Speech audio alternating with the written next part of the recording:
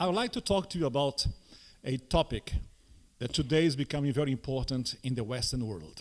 Rád by som sa s vami zhovaral o téme, ktorá sa v tejto dobe, v tomto čase stáva veľmi dôležitou na západe. When Pope Benedict spoke to the German bishops in 2005, keď v roku 2005 pápež Benedikt sa zhovaral s nemeckými biskupmi, he used a very unique word to describe the world situation. Použil veľmi zvláštne, jedinečné slovo na to, aby opísal celosvetovú situáciu. It's a new word. Je to nové slovo. It is de-Christianization. Je to teda... It's difficult to translate. Huh? Yes. Odkresťančenie, alebo teda dekristinizácia. A process whereby the Western world is becoming less and less Christian. Je to proces, pri ktorom sa západný svet stáva menej a menej kresťanským. He did not create the word, Pius XI did. On toto slovo nevytvoril, ale Pius XI.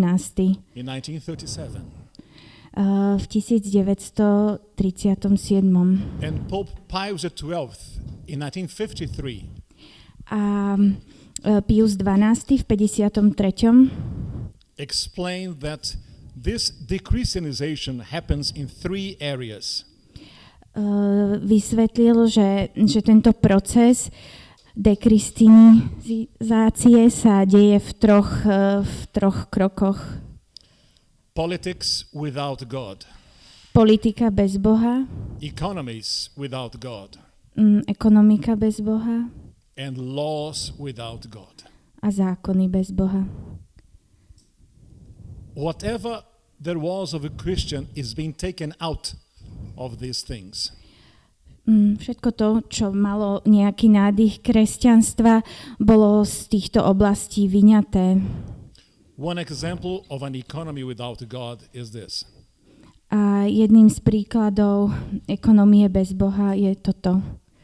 There are thousands of American, Canadian and European companies.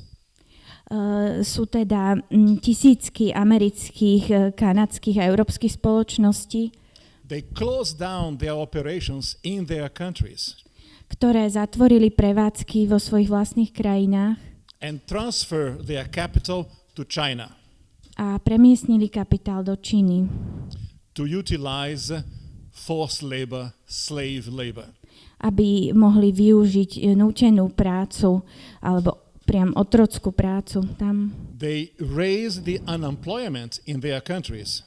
A tým pádom zdvihli nezamestnanosť vo svojich vlastných krajinách. And help maintain a communist dictatorship. A pomohli udržať komunistickú diktatúru. Because it makes money. A všetko kvôli peniazom. The products made in China are cheap. Výrobky vyrobené v Číne sú lacné. In quality and in price. Aj kvalitou, aj cenou. This is just one example. There are many others. That will be enough. To je len jeden príklad, existuje ich o mnoho viac. Laws without God are the most important ones. Najdôležitejším sú teda zákony, legislatíva bez Boha. Because they affect us, our families. Pretože nás ovplyvňujú, naše rodiny ovplyvňujú. Pope John Paul II wrote a very important encyclical letter. Jan Pavol II napísal veľmi dôležitú encykliku.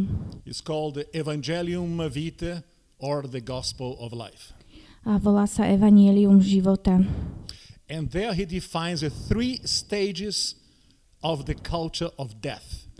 A tam zadefinoval tri stupne, 3 štádia kultúry smrti.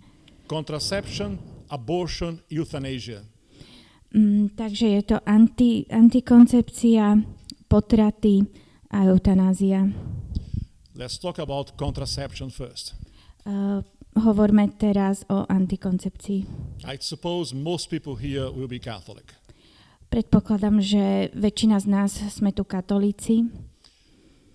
The teaching of the church on contraception is very well explained by Paul VI letter Humanae Vitae. A teda učenie o antikoncepcii bolo veľmi dobre vysvetlené v liste Pavla VI. Humanae Vitae. I will not explain to you here what the teaching is. Tu nebudem vysvetľovať, čo presne to učenie zahŕňa.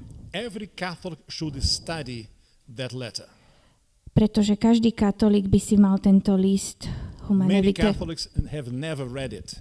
preštudovať a mnohí katolíci tento list nikdy nečítali. Not here in Slovakia, of course, not here, no. Ale nie tu na Slovensku. Out there in Latin America, of course. Tam v Latinskej Amerike. I would like to mention to you the concrete results of the contraception mentality. Rád by som vám spomenul konkrétne výsledky mentality, alebo teda takého pôsobenia antikoncepcie, toho konceptu. All over the Western world and in Europe in particular. Najmä v západnom svete a obzvlášť v Európe. The country's populations no longer grow. Teda populácia už nerastie. There is not one country in Europe, not one, that has more than 2.1 children per couple. V Európe už neexistuje krajina, ktorá by mala takéto číslo, že 2,1 dieťaťa na rodičov, na jednu rodinu. For a population to remain healthy, every couple should have 2.1 children, minimum. Aby populácia ostala zdravou, tak každý pár by mal mať 2,1 detí. Of course, it's a statistical. Toto je samozrejme štatistické číslo. Which means that if you take 10 couples, 10 for example. A znamená, že ak by sme vzali 10 párov, if 9 have 2 children, ak by z nich 9 malo 2 deti, and the 10th has 3, a 10. pár by mal 3, the population remains on the same number. Populácia zostáva na tej istej úrovni, na tých istých číslach. But unfortunately, not one country in Europe has these numbers. Ale žiaľ, už ani jednej krajine Európy sa toto štatistické číslo neudržalo. For the Catholic Church, this has also serious consequences. Má to vážne dôsledky aj pre katolícku cirkev. Lack of vocations for the priesthood and the religious life. Týmto dôsledkom je napríklad nedostatok povolaní pre kňazstvo a pre zasvetený život. Because the calling to be a priest or a nun is a special thing, is a privilege. Pretože povolanie ku kňazstvu alebo k reholnému životu je zvláštna vec, je to niečo ako privilégium. The common vocation of most people is to marry and have children. That's the normal. Bežným povolaním väčšiny ľudí je teda oženiť sa, vydať sa a mať deti. Je to prirodzené. But today in the northern hemisphere, Europe and North America, we have a crisis of vocations. Ale v dnešnej dobe máme na severnej pologuli, čiže v Európe a Severnej Amerike, krízu povolaní. The only community that grows in these parts is Islam. A jedinou komunitou, ktorá v týchto častiach sveta rastie, je tá islamská. I was in England some 5 years ago in a Catholic conference.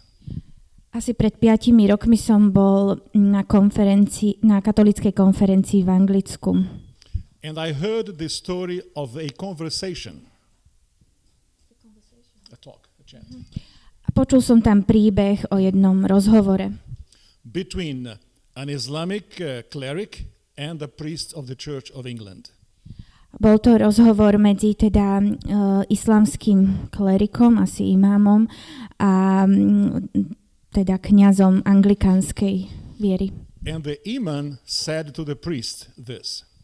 A imám povedal kňazovi: By the end of this century, all the great cathedrals in England will be our mosques. Do konca tohto storočia všetky veľké nádherné katedrály Anglicka budú mešitami. Do you know why? Viete prečo? Because we have children and you don't. Pretože my máme deti a vy nie. This is a concrete result of the contraception mentality. A toto sú konkrétne dôsledky mentality alebo tej filozofie antikoncepcie. I lived in France for 1 year. Žil som vo Francúzsku 1 rok. Who speaks French here? Kto hovorí po francúzsky? Un seulement? Mon Dieu, un seulement? En Slovaquie, on ne parle pas français? C'est pas possible. Never mind, okay. There is a motto of the French Islamics. Existuje také motto francúzskych moslimov. In English goes like this. By the wombs of our women we shall conquer Europe. V angličtine to znie, že ako keby lonami našich žien dobijeme Európu. If we don't have children, they will. Ak my nebudeme mať deti, oni áno. And there is no vacuum in society. V spoločnosti neexistuje vákuum. If one culture leaves, another culture takes its place. Ak jedna kultúra odíde, príde na jej miesto iná kultúra. If a religion leaves, another religion takes its place. Ak teda odíde náboženstvo, príde na jeho miesto iné náboženstvo. But even among Catholics, this mentality has gained ground. Ale dokonca aj medzi katolíkmi sa dokázala ako keby táto filozofia ujať dosť. Families that have 4 children is a scandal.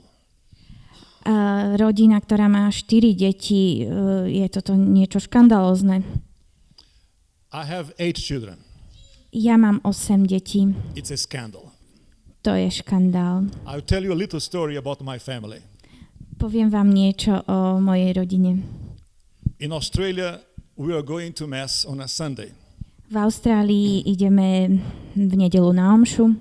I had to buy a minibus to carry the crowd to church.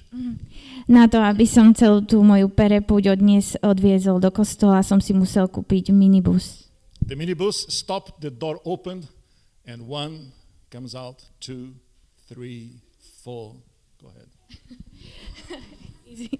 Takže minibus zastaví a postupne vychádza po jednom. 1, 2, 3. When number 7 came out, keď vyšlo dieťa číslo 7, there was a man standing there looking at it. prizeral sa tomu jeden muž. In those days, we had only 7. A v tých časoch sme mali len 7 detí. Only. Iba. Well, then the man said to me like this. Muž mi povedal toto. Sir, are they all your children? Páne, sú toto všetko vaše deti? Or is a group from a small primary school? Alebo je to taká skupinka zo základnej školy? I said, yes, they're all mine. Povedal som, áno, to sú všetko moje. My wife too. A aj mojej ženy. It's a joint work. We work together. Je to naša spoločná práca. Pracovali sme na tom spoločne. And he was furious. He was mad against me. Veľmi ho to rozzúrilo. He said, this is irresponsible. Toto je predsa nezodpovedné. In our days of financial economic crisis, to have 7 children? V dnešnej dobe ekonomickej krízy mať 7 detí? How can you do such a thing? Ako ste to mohli spraviť? I said, it was not very difficult at all. Ja som povedal, že to vôbec nebolo také ťažké.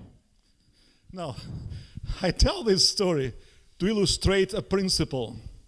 Tento príbeh hovorím na ilustráciu toho princípu. That even among us, the culture of death has made victories. že dokonca aj medzi nami táto kultúra smrti už vlastne má svoje také víťazstvo, nejaké prevláda. In America we have about 1 million surgical abortions every year.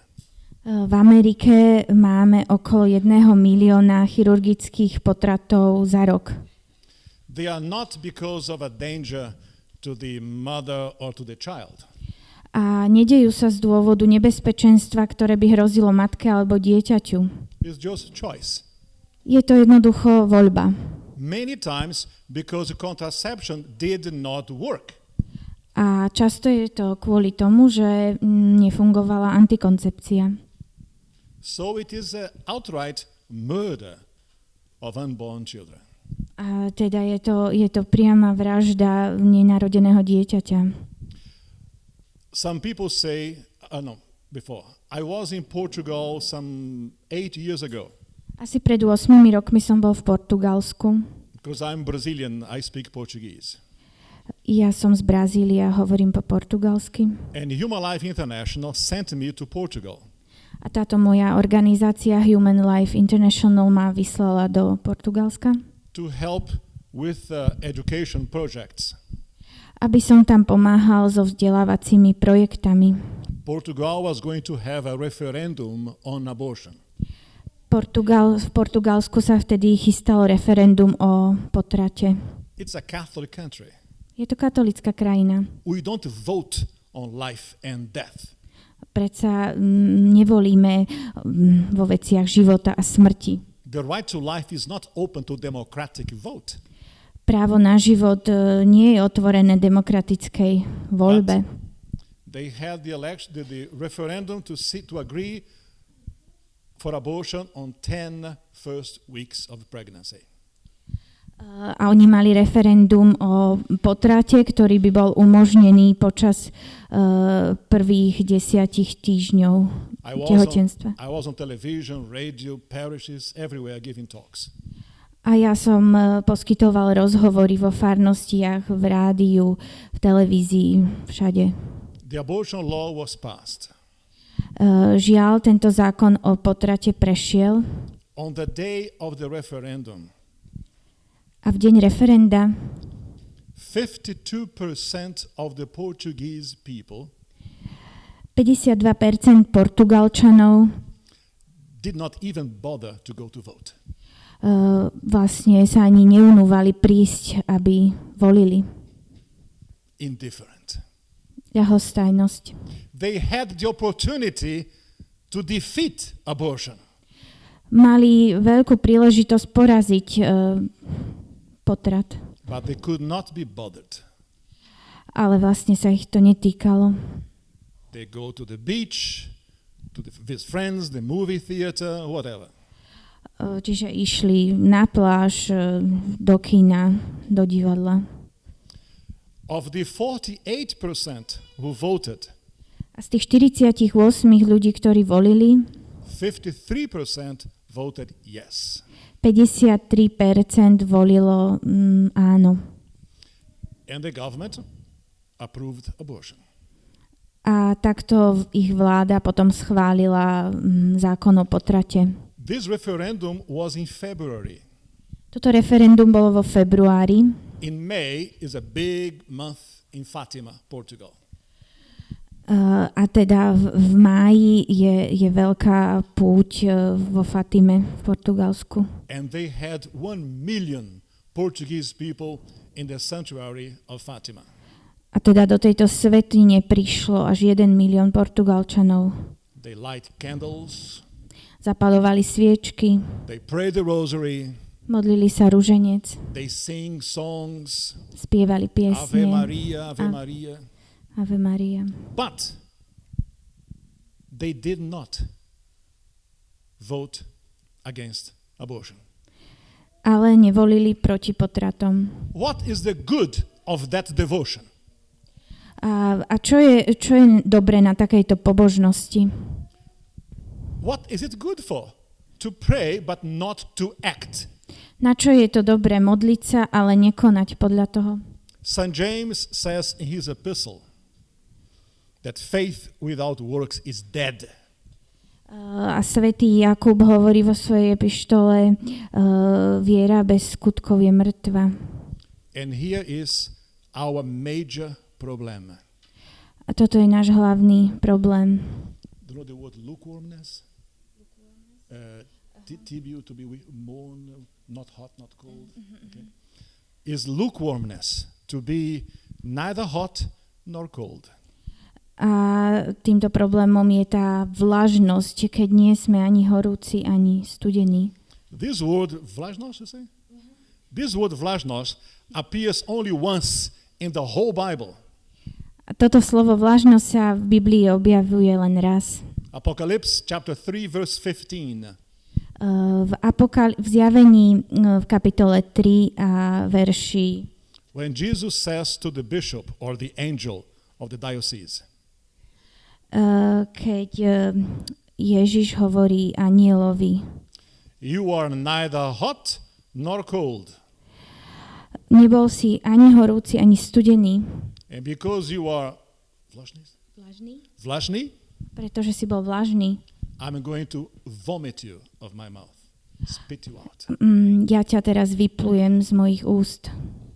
So it is so disagreeable to Jesus Christ to see this vlažný situation.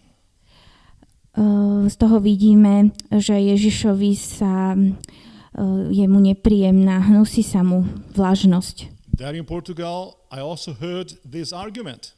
V Portugalsku som počul aj tento argument. What about the case when the mother may die? Čo v prípade, ak hrozí matke smrť?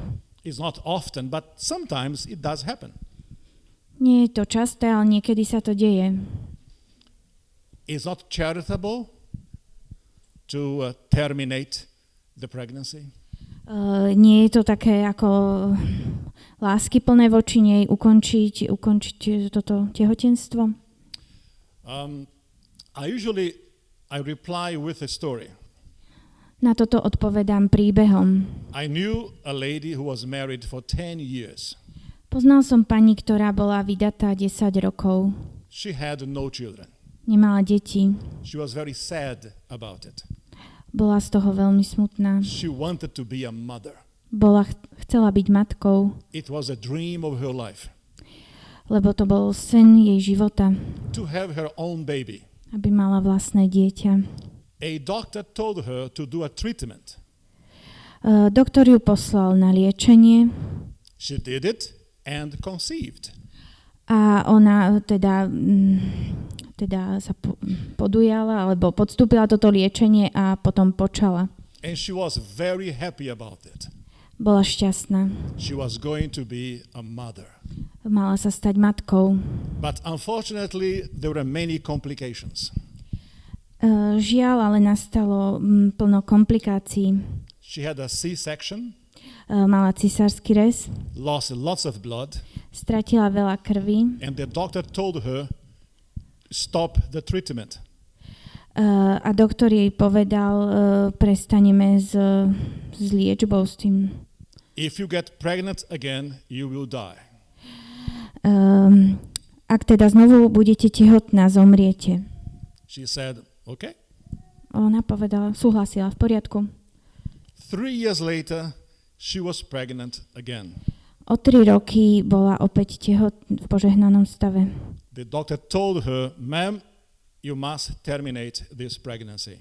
Doktor jej povedal, pani, toto tehotenstvo musíte ukončiť. And she said, how can I agree to kill my own baby?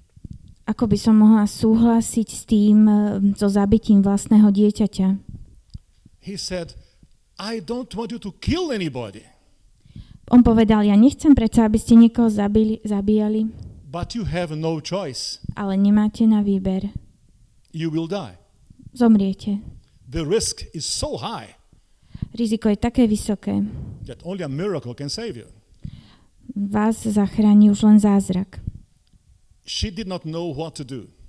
Nevedela, čo má spraviť. On the one hand, she did not want to die. Na jednej strane nechcela zomrieť. On the other hand, she could not agree to kill her own baby. A na druhej strane nemohla súhlasiť so zabitím vlastného dieťaťa. And she said to the doctor, A povedala doktorovi, try to save the two of us. pokúste sa zachrániť oboch, aj mňa, aj dieťa. Okay, that's your choice. Doktor povedal, v poriadku, to ste si zvolili takto. I will not tell you all the details, the gruesome details, the ugly details.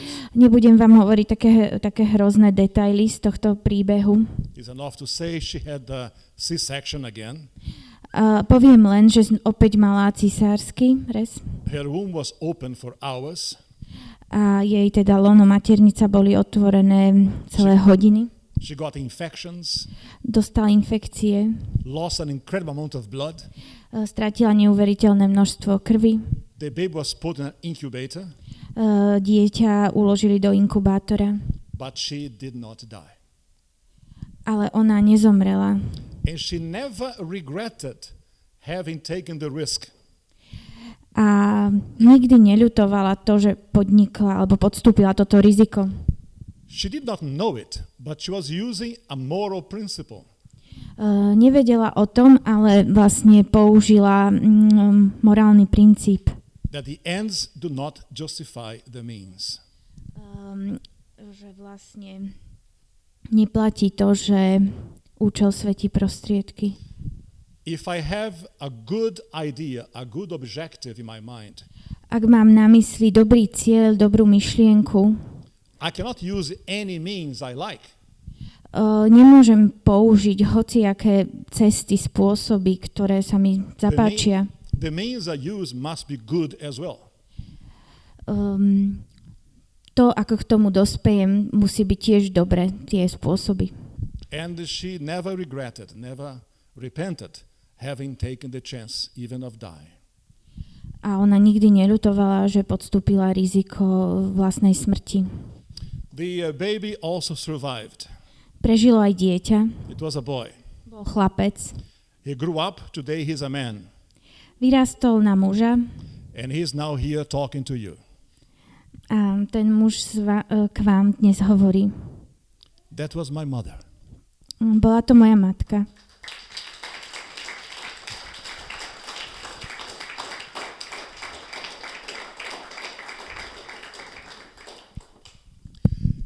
She has already gone to eternity. Moja mama už odišla do večnosti. And I am grateful to God that my mother was a heroine. A ja som Bohu vďačný, že moja matka bola hrdinka. If she had heard the doctor, ak by počúvala doktora, today you'd have a different speaker here. Dnes by tu k vám hovoril niekto iný. Because life is precious. Pretože život je vzácny. And when we come to understand this principle, a keď pochopíme tento princíp, we are going to make every sacrifice to end abortion in this country. Urobíme alebo dokážeme spraviť každú obeť preto, aby sme zastavili potraty v tejto krajine. But if our persuasion is vlažné, if our persuasion is vlažné, ak je naše presvedčenie vlažné, we will never defeat abortion. Potraty nikdy neporazíme. Abortion is the second stage of the culture of death. Potraty sú druhým štádiom kultúry smrti. The third one is euthanasia. Tretím štádiom je eutanázia, where we kill elderly people. Pri ktorej zabíjame starších. It is illegal in America. V Amerike je ilegálna táto eutanázia. But many doctors do it. Napriek tomu ju mnohí doktori vykonávajú. With the consent of the children. So súhlasom detí. Oh, grandmother is so old. Táto naša babička už je taká stará. She's so sick. Taká chorá. Let's help her rest. Pomôžme jej odísť na odpočinok. In a false sense of charity. V takom falošnom pochopení lásky. We commit murder. Páchame vraždu. In Holland, there have been very extreme cases. V Holandsku sa udiali extrémne prípady. when the doctor decides whether or not the person deserves to continue living. Kedy sa doktor sám rozhodoval, či ten človek si zaslúži ďalej žiť. In Belgium, the king of Belgium, Catholic, signed the law. A v Belgicku dokonca sám belgický kráľ, ktorý je katolík, podpísal takýto zákon. Given to children who are very ill the choice to kill themselves. A tým dal deťom právo zabíjať, alebo voľbu zabíjať. In all these three stages here, we talk about the death, not life. A vo všetkých týchto štádiách, stupňoch hovoríme o smrti, nie o živote. There is a fourth element of the culture of death. Existuje aj taký štvrtý element tejto kultúry smrti, which the Pope did not talk about, o ktorom pápež nehovoril, but is a reality today in the northern hemisphere. Ale napriek tomu je realitou dneška na severnej pologuli. The so-called homosexual marriage. Takzvané homosexuálne manželstvo, which is not family. Ktoré nie je rodinou. Human nature calls for a man and a woman to make a family. Ľudská prirodzenosť volá muža a ženu, aby spolu vytvorili rodinu. It is not a matter of religion. Nie je to vecou náboženstva. It's a matter of natural law. Je to vecou prirodzeného zákona. But today it's been imposed in North America. Ale dnes sa táto filozofia presadzuje v Severnej Amerike. The Supreme Court of the United States Najvyšší súd USA approved homosexual marriage. Schválil homosexuálne manželstva. 9 people, 9 ľudí, the judges. Sudcov. Nobody elected them. Nikto ich nevolil. They were nominated by the president. Boli menovaní prezidentom. And they dare change human nature.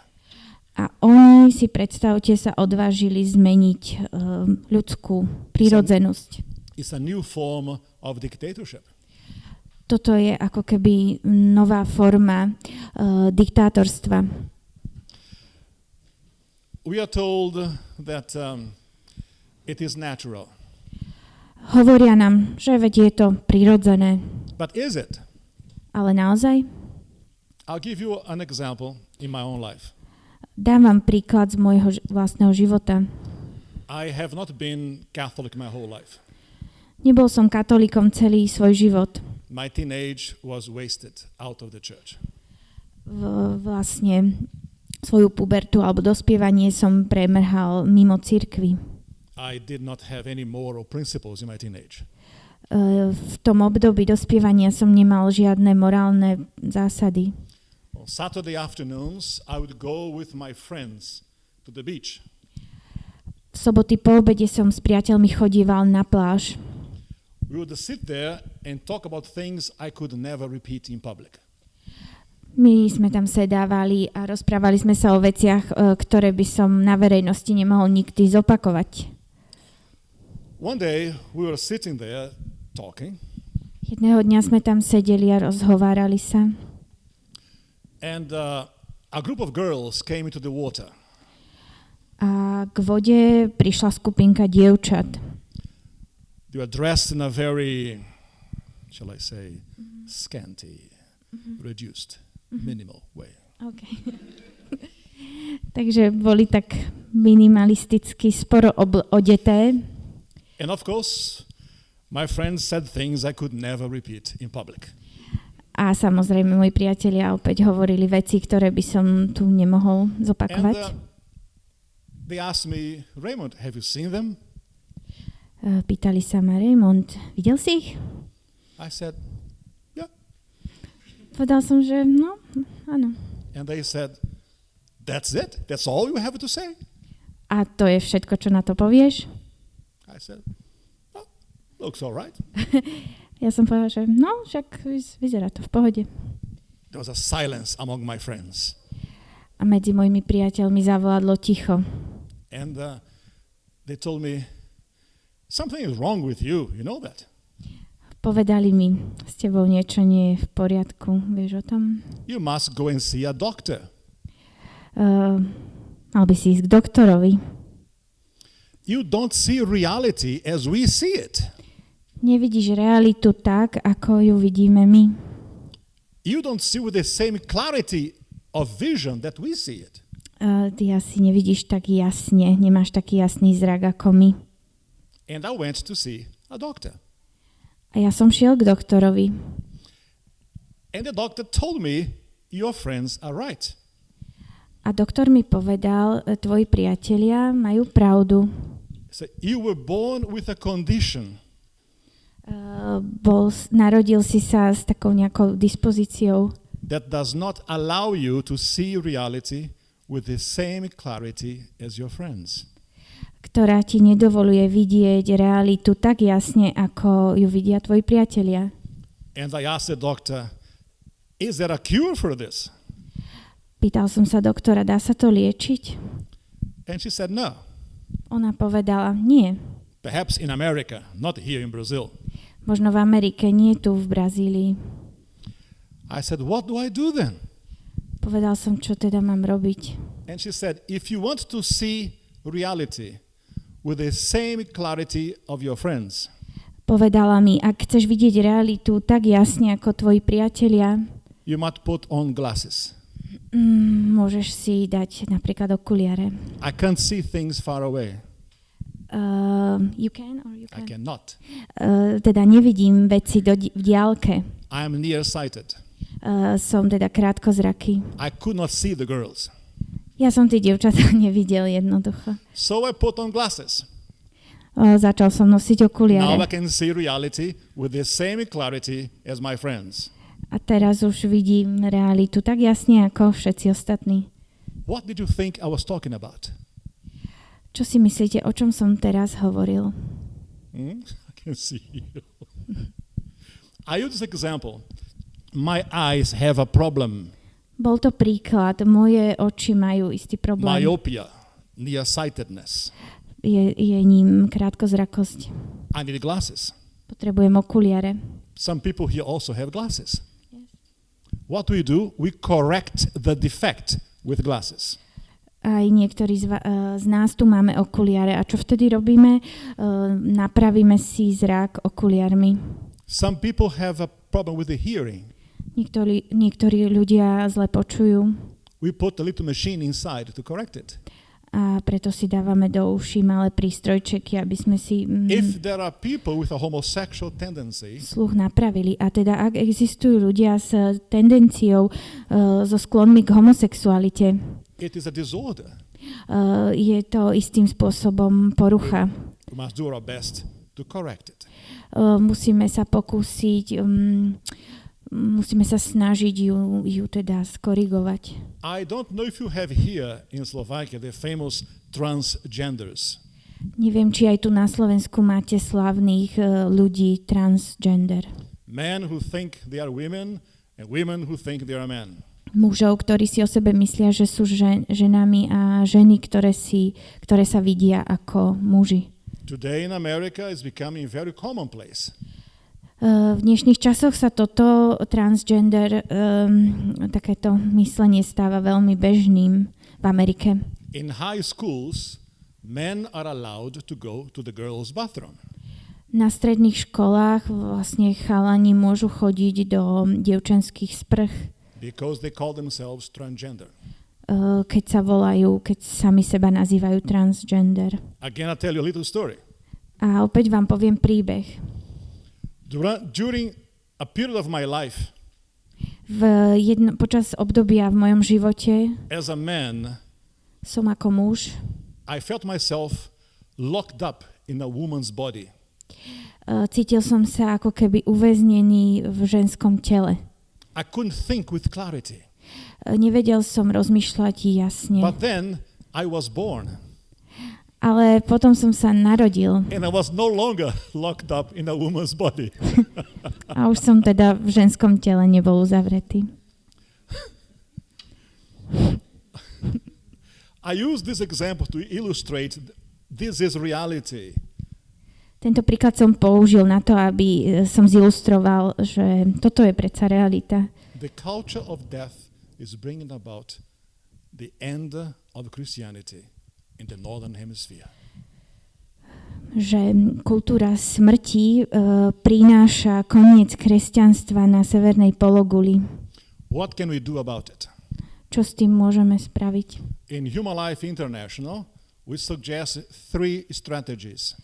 V našej organizácii Human Life International navrhujeme 3 stratégie. Prayer, Modlitba, study, štúdium action. a činy, akcia. We must pray. Mali by sme sa modliť, musíme sa modliť. Our civilization has become so decadent that we need God's help.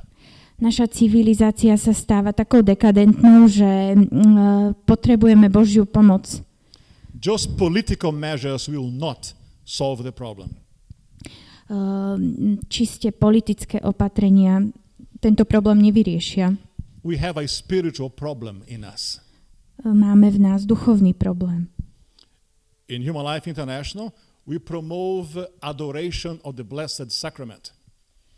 A v našej organizácii sa snažíme presadzovať alebo podporovať adoráciu Najsvätejšej sviatosti. Austria is a good example of this. Rakúsko je pekným príkladom. In the Life Center, they have a chapel with the Blessed Sacrament all the time for people to pray and adore. V centre života majú kaplnku a s Najsvätejšou sviatosťou, kde sa ľudia môžu stále modliť a adorovať. We invoke our Blessed Mother with the prayer of the Rosary every day. Prihovárame sa Pane Márii cez rúženec každý deň. And we invoke Saint Michael the Archangel.